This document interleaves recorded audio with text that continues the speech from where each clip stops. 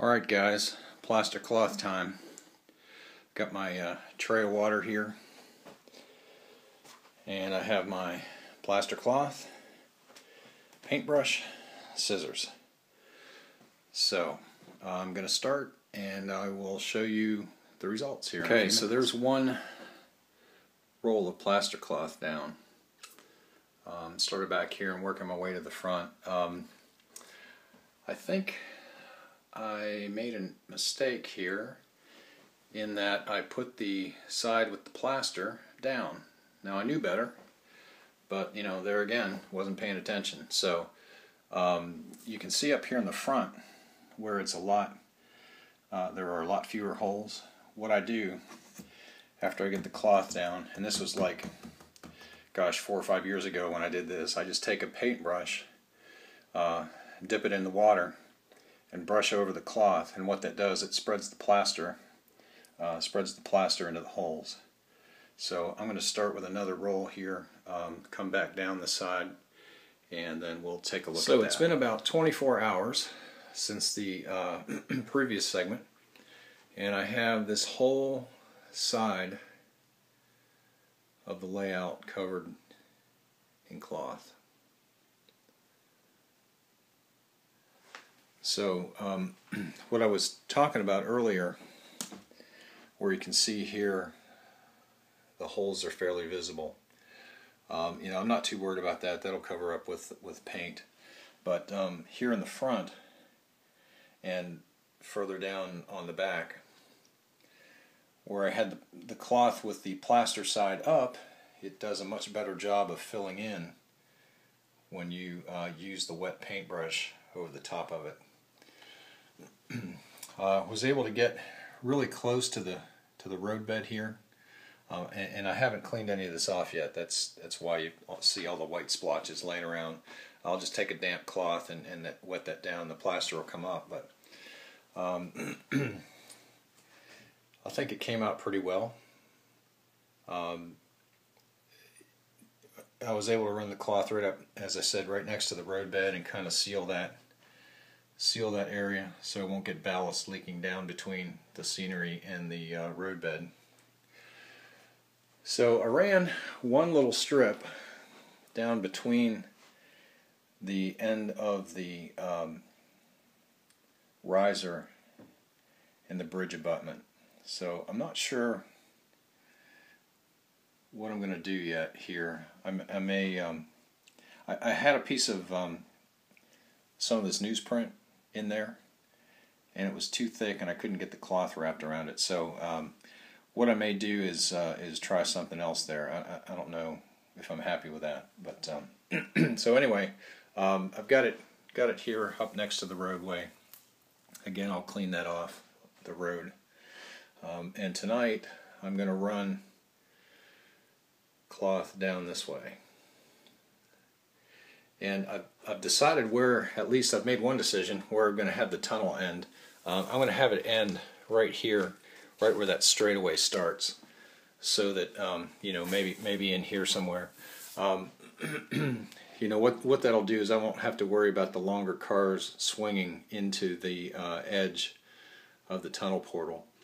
So I'm going to run, you know, it'll be a fairly long tunnel. I don't know what that is, about 4.5 feet or so. But have it end somewhere in here, and then obviously have the start of it right here at the end of the bridge, where it's straight as well. So I'm going to stop for now, and then come back after a while, after I get some of this down, and we'll go ahead and finish this up. Alright, well, I finished the other side of the layout here, coming down the hill towards the tunnel area. I've temporarily just stopped with the landscaping right there, and you can see on the back side. So until I decide what I'm going to do and where my tunnels are going to go, I'm just ending there for the night. If it needs to stay there, it can. You know, and I'll worry about how to tie it in later. Obviously, if the mountain doesn't come to that point, I'll have to cover the risers with something. Shouldn't be a problem. But it's looking pretty good. So all of this that you see here, you know, the plaster cloth is even up onto the backdrop there, and that'll be hidden by trees or some kind of scenery. Same with this side. But it's looking pretty good right now. It looks like a winter wonderland. So I've got the roadbed cleaned off. Took a damp towel and wiped off the roadbed. So I've got all the plaster off of the top of the roadbed. Here at the end of the bridge, I still don't know exactly what I'm going to do yet. I've got some, as you can see, some plaster cloth in there. I may do one of two things. Put some rocks in there so it looks like it's you know, a cut through, some rocks on either side, and then I'll fill in on the back side here of the trestle bents, come up to the roadway and fill that all in. So too difficult to get back in there with plaster cloth. I've got a bunch of stuff that back at the workbench again. This is the building that I'm going to use for my wood chip loader. You know, my attempt at kit bashing. I've still got, obviously got to put the roof on yet, and then I'll have to build some type of a you know, something that looks like a loader on the bottom with some scrap styrene, and you know, mount it up over the track here. Well, if I'd show you, you could see it. Mount it up over the track and have it, you know, load the wood chip hoppers.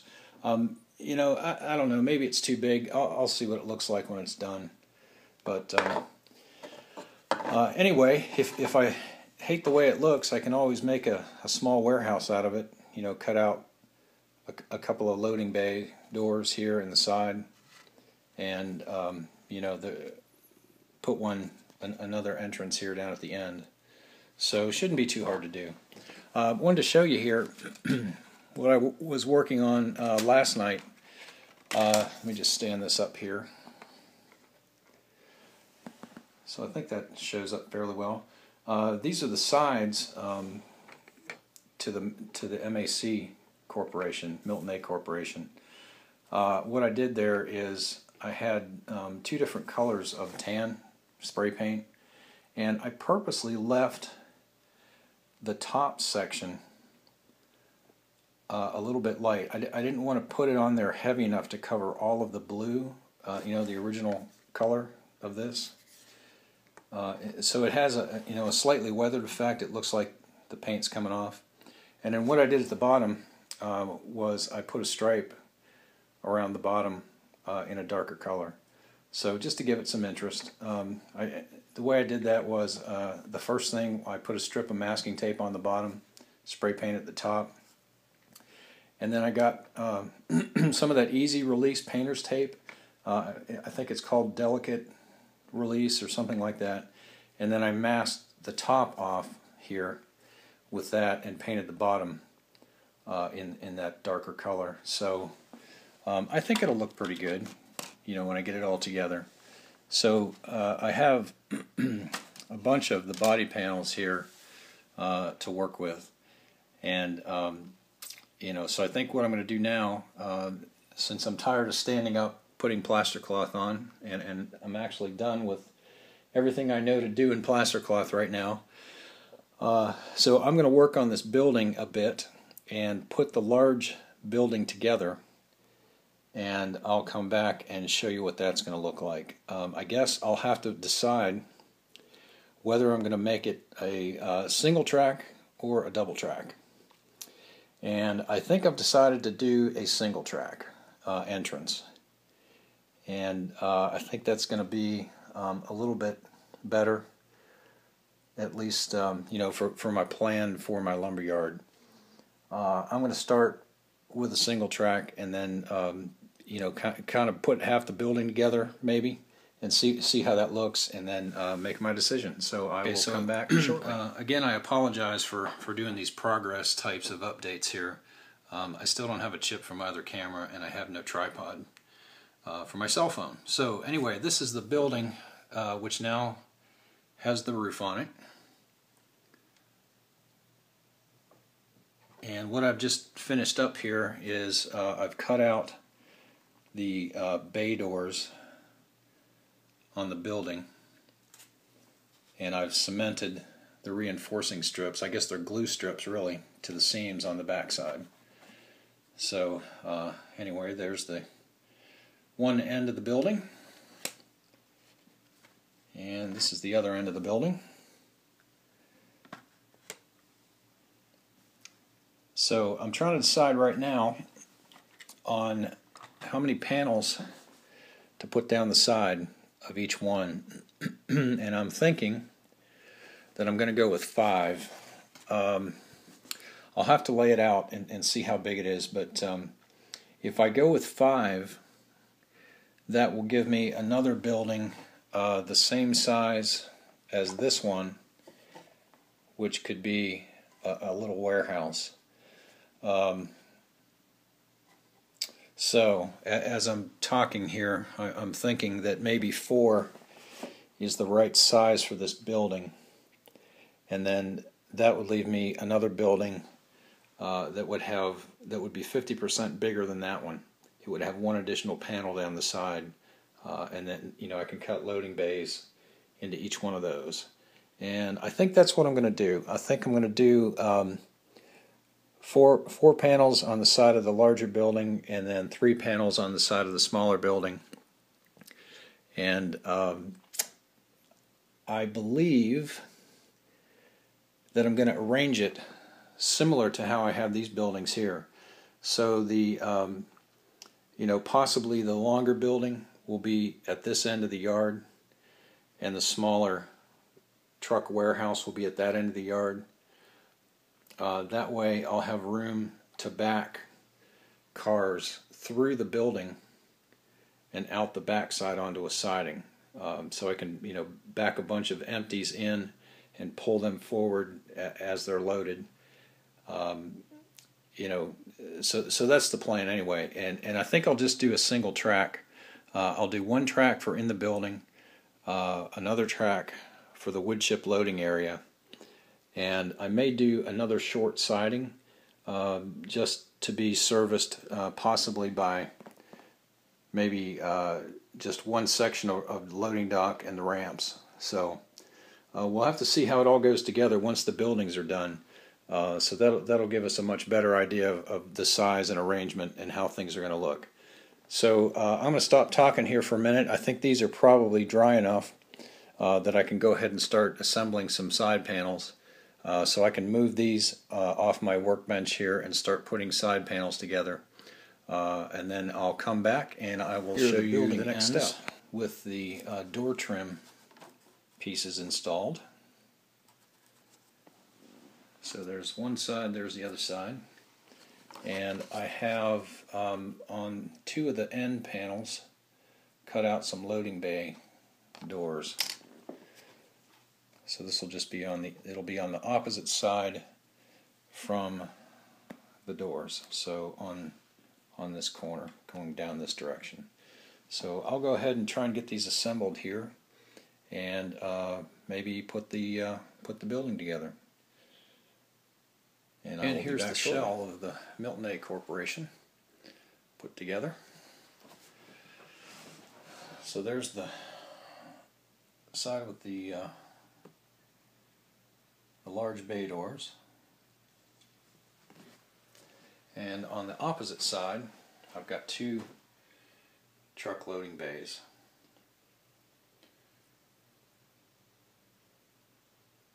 So, next thing to do, probably tomorrow, I think I'm about done for the night, is I'll put the roof on there, and I'll have to put some internal supports in so the roof doesn't sag. But so I'll be doing that tomorrow. So I don't know.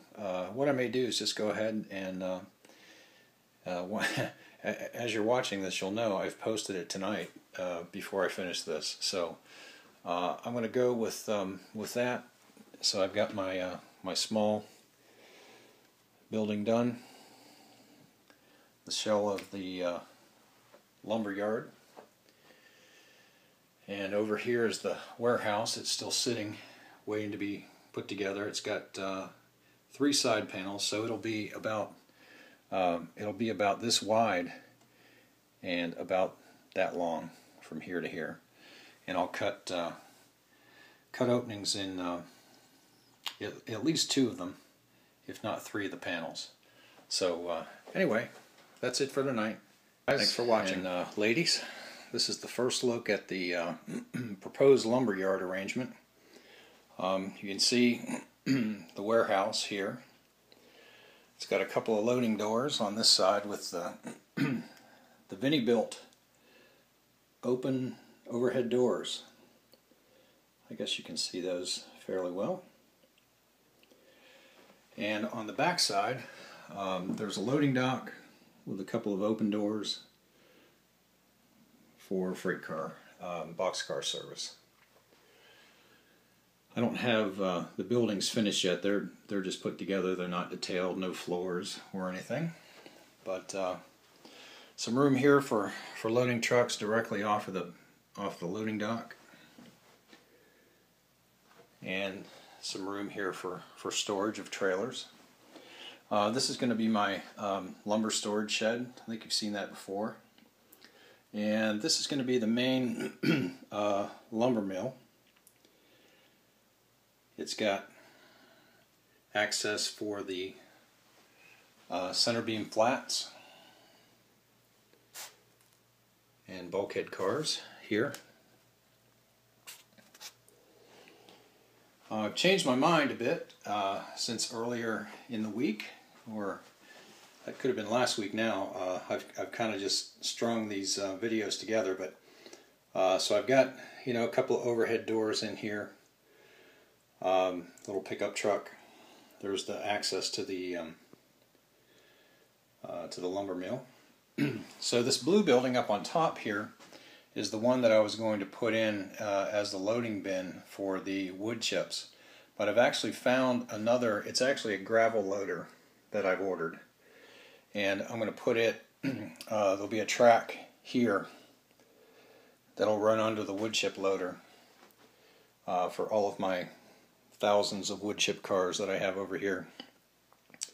And what I'll do is this pipe that came along with the Milton A Corporation, which is now a lumber mill, I'll connect between this building and the wood chip loader. Obviously I'll paint that some other color than white. I went to a train show over the weekend and picked up a few things. This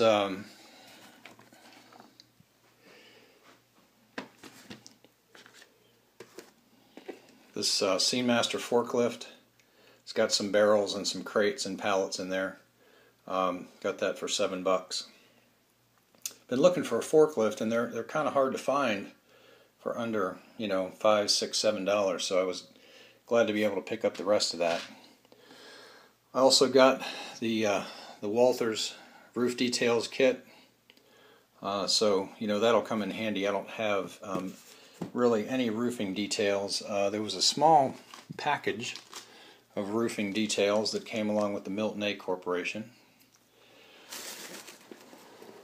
And the other thing I picked up was this pair of Burlington Northern intermodal service trailers. I think these are 45 feet. I actually haven't even had them out of the box yet, but they look pretty good. Yeah, 45 feet. Don't know if you can see that, if it's focusing in or not. So I got 2 of those. I think that was they were $7 for the pair. Seems like everything was $7. The roofing kit was only $5.60, so came out ahead there. And lastly, I picked up this boxcar, which somebody had repainted. It's sort of a glossy finish, but it's a really nice kit. I believe it's Intermountain, and I got it for $3. Train shows are amazing. I mean, it's got metal wheels on it. Lots of undercar detail. I'm probably too close. A lot of piping that was added there. It's got separately applied grab irons and ladders and all kinds of stuff. So I thought that was a pretty good deal. I had I actually had $4.64 in cash left when I was trying to find something to buy, and I found this other guy who had a I think it was a it might have been a refrigerator car of some type, but anyhow he had it marked for $5, and I said, well, all I have is $4.63, and he said, I'm sorry, I've got to have $5. So for 37 cents he lost a sale, and so I spent $3 on this and I had $1.36 left over, or whatever I said, $1.63 left over. But anyway, it was a fun, little show there over the weekend. As I said, so here's kind of the layout for the lumber yard. I'm going to show you what I'm working on back here. I don't know if I'll finish this tonight, but this is my retaining wall. And what I have right now are a couple of strips of balsa wood that I have glued together in an L shape. I don't want to get too close there. And I'm going to paint these a concrete color, and it's going to be the top edge of my retaining wall. And then I'll take pieces of this and place it in here vertically, so it looks like a poured concrete wall. So I'm going to work on that tonight and maybe paint it. I've got a little bit more to do here. There's about, I don't know, 7 inches more of concrete cap to put on. So I guess I'll do that tonight. I did pick up a razor saw as well, and I'm going a couple of other things. I keep thinking of stuff that I've gotten here. I was at Michael's over the weekend and I picked up this plywood, which is 6 inches wide and it's 33 inches long. I'm sorry for making everybody sick here, but I'm trying to carry this and film at the same time, or not film but record. But anyway, at 36 inches and 6 inches wide, it fits exactly in my gap here. So the importance of measuring when you're building stuff. I left a 36-inch gap here on purpose. So there it is. What I'm going to do there is that's going to be a lift out. I'm not really worried about too much accuracy. I just want a bridge that kind of looks like a bridge that I can lift out. So in addition to that sheet of plywood, I picked up some square balsa wood as well. This is a 1/4 inch square. And I'm going to build my own bridge here with the balsa wood. So I'm going to cut out the supports and glue them together, and make a bridge here. So, and then I'll figure out how to mount it so it's secure and doesn't move, but it will be easy to lift out. So that's my next project. I guess what I was trying to say is a truss bridge. I'm going to build the trusses out of that balsa wood. I have a ton of it over here. And paint it black and, figure out how to mount it, and there we go. That'll be the bridge. So if I want a scenic underneath it at some point, I will, but, it's a start. Alright, that's enough for tonight. Take care. Talk to you soon.